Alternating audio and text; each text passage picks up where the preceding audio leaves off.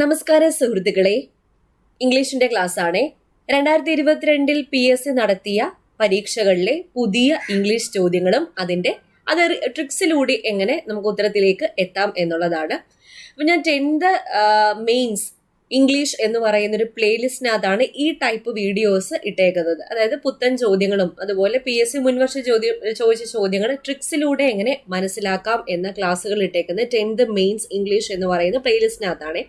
ഇതുവരെയ്ക്കിട്ട് ആ പ്ലേലിസ്റ്റ് കാണാത്തവരുണ്ടെങ്കിൽ പ്ലേലിസ്റ്റ് കണ്ടിട്ട് ഇപ്പം കുറച്ച് ക്ലാസ്സേ ആയിട്ടുള്ളൂ, ഓരോ വീഡിയോസ് ആയിട്ട് കണ്ടു വന്നാൽ മതി. അപ്പോൾ ഇംഗ്ലീഷ് നിങ്ങൾക്ക് ബേസ് ഇല്ലെങ്കിൽ കൂടി ട്രിക്സിലൂടെ നമുക്ക് ഉത്തരത്തിലേക്ക് എളുപ്പം എങ്ങനെ എത്താം, ആ കാര്യങ്ങളാണ് ഈ ഒരു സെഷനിൽ പറയുന്നത്. അപ്പോൾ അതിന്റെ ക്ലാസ്സിലേക്ക് പോവാം. ടിപ്സ് ആൻഡ് ട്രിക്സ് ഫാമിലിയിലേക്ക് എല്ലാവരെയും വെൽക്കം ചെയ്യുക. സബ്സ്ക്രൈബ് ചെയ്യാത്തവരുണ്ടെങ്കിൽ സബ്സ്ക്രൈബ് ചെയ്ത് ഫാമിലി മെമ്പർ ആയിക്കണേ. തുടങ്ങാം.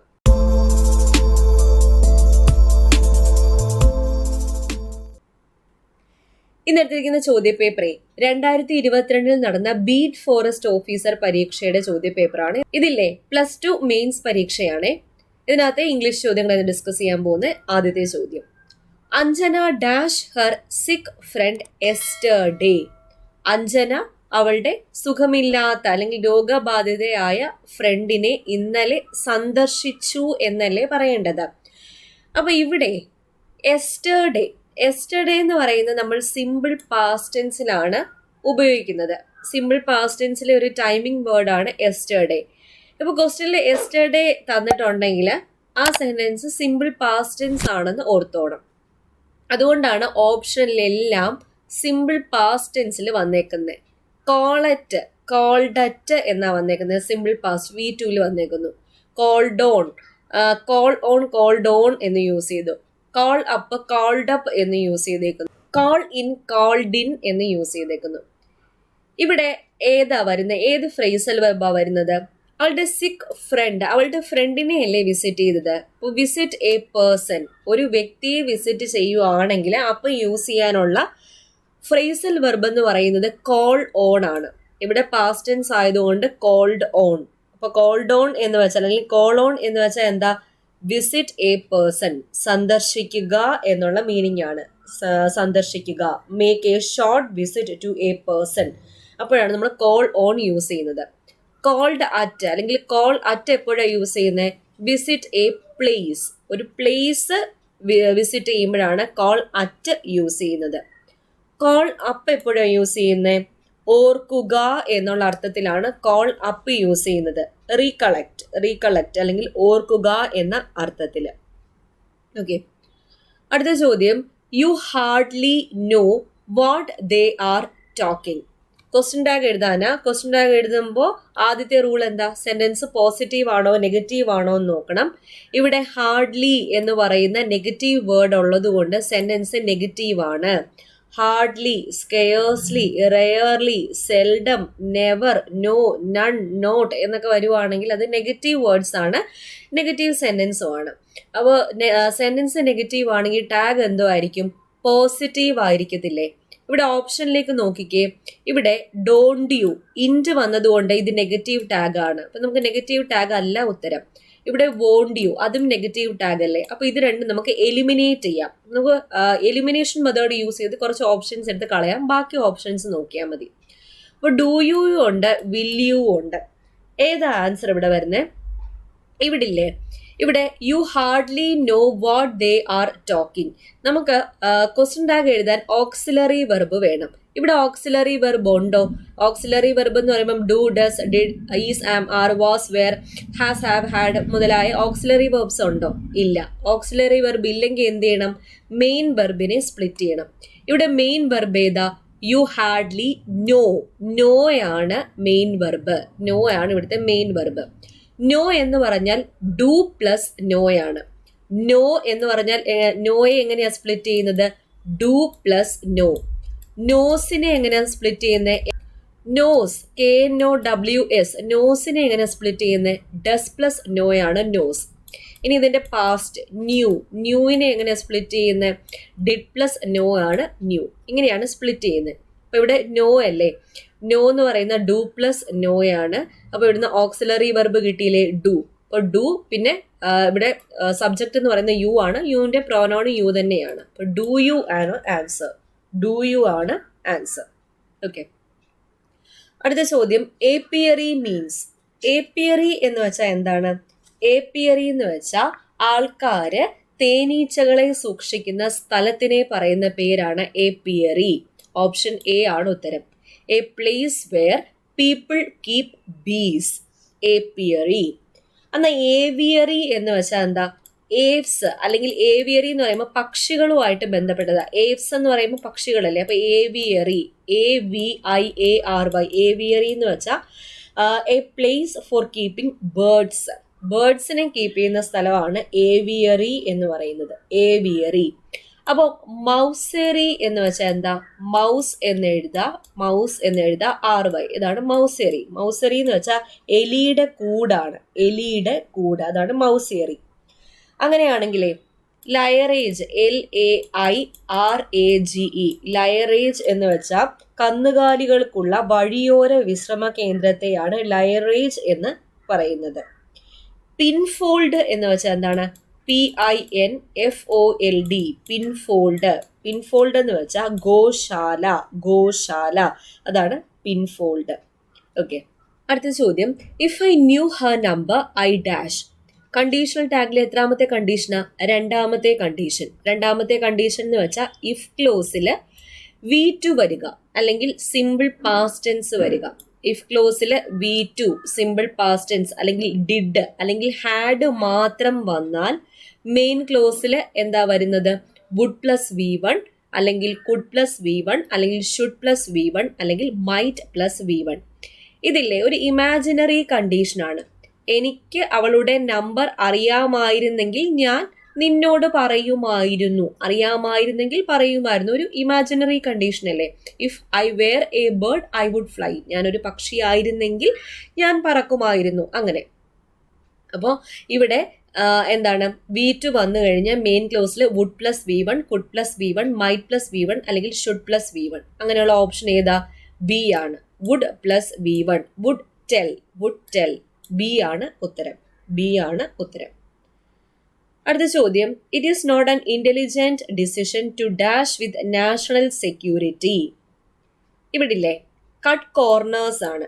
കട്ട് കോർണേഴ്സ് എന്ന് വെച്ചാൽ do something in the easiest, cheapest or fastest way. അപ്പൊ കട്ട് കോർണേഴ്സ് കൊണ്ട് ഉദ്ദേശിക്കുന്നത് എന്താണ്? എന്തെങ്കിലും ഒരു കാര്യം പെട്ടെന്ന് അല്ലെങ്കിൽ ഈസിയസ്റ്റ്, ക്വിക്കായിട്ടുള്ള രീതിയിൽ ചെയ്യുന്നത്, അതിനെയാണ് കട്ട് കോർണേഴ്സ് എന്ന് പറയുന്നത്.